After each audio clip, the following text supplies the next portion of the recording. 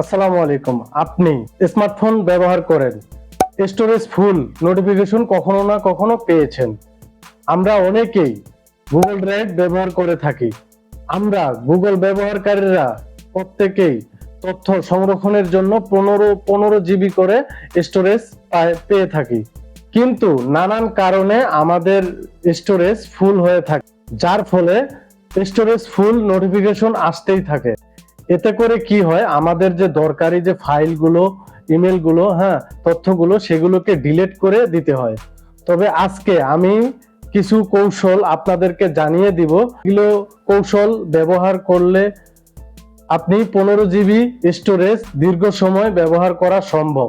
তো চলুন জেনে নেওয়া যাক আমাদের স্টোরেজ কি কি কারণে ফুল হয়ে থাকে। অবাঞ্ছিত মেইলগুলোকে আমাদেরকে মুছে ফেলতে হবে। গুগল স্টোরেজ সবচেয়ে বড় অংশ দখল করে রাখে ইমেল, যেমন প্রমোশন, স্প্যাম। এই যে বড় ফাইল, এই ধরনের ইমেল বা ফাইলগুলোকে ডিলিট করে দিতে হবে, কিন্তু ইমেলগুলো ডিলিট করতে কিছু ধাপ অনুসরণ করতে হবে।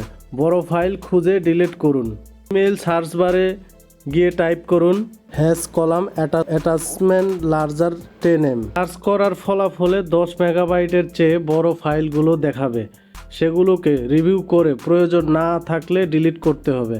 আমার এখানে সবচাইতে বড় ফাইল দেখাচ্ছে না বা নাই, সেই জন্য এটা ফাইল এমটি দেখাচ্ছে। আপনাদের যদি থাকে তাহলে অবশ্যই সেগুলোকে খুঁজে খুঁজে প্রয়োজনীয়গুলো রেখে বাকিগুলো ডিলিট করে দিতে হবে।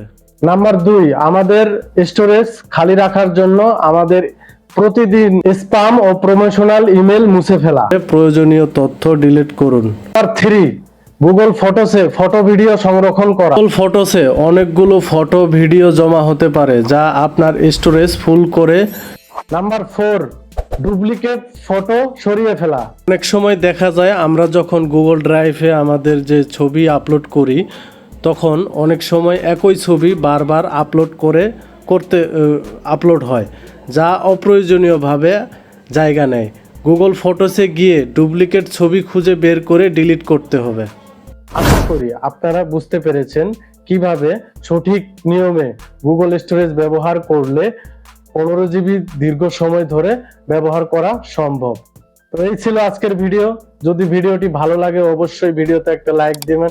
চ্যানেলে নতুন হয়ে থাকলে অবশ্যই চ্যানেলটি সাবস্ক্রাইব করে দিয়ে বেল বাটনটি অন করে দিবেন, যাতে করে পরবর্তী নতুন কোনো ভিডিও আপলোড করলে সবার আগে নোটিফিকেশন আপনার মোবাইলে চলে যায়। দেখা হবে পরবর্তী নতুন কোনো ভিডিও নিয়ে। ততক্ষণ আপনারা সবাই ভালো থাকবেন, সুস্থ থাকবেন। আল্লাহ হাফেজ।